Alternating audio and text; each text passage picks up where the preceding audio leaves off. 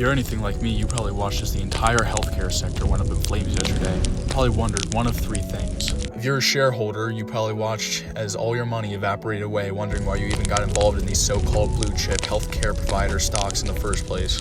And if you're not a shareholder, you're probably thinking, this is probably a great opportunity to realize some value and buy some shares, right? And if you're in either of these two categories, you're probably wondering what caused this healthcare apocalypse, and if there's even any value to be found in these shares in the first place, whether you should keep holding or whether you should buy. Well, to answer the latter question, and to put it simply, United Health, Centene, Humana, and all the other big health insurers have had a golden goose laying golden eggs for the last few decades, providing strong profitability for each of these companies.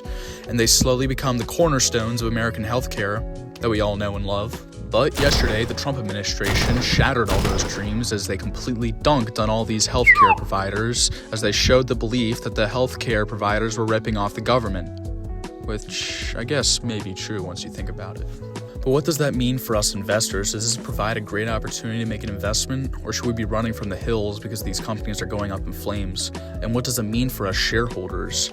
UNH is the only company I hold in the healthcare division. This is because I believe they have a moat against the other healthcare insurers, but that doesn't really matter. The only thing that matters is how UNH is going to react against this struggling market over the next few years.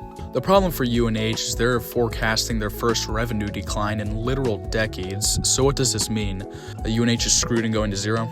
No, it actually means that UNH is cutting millions of newly unprofitable members from their programs as a result of the move by the Trump administration. Part of the reason why I picked UNH over other companies like Humana is because of UNH's Optum division, which is providing more diverse streams of healthcare services. Humana, they've been focusing entirely on health insurance, which shows why they've lost almost 30% of their valuation in the last 5 days alone. So I'll be praying for you, Humana shareholders out there. So as we look into the fog of these suffering healthcare providers, we have to realize how unlikely it is for American healthcare that it's going to change in the next few decades.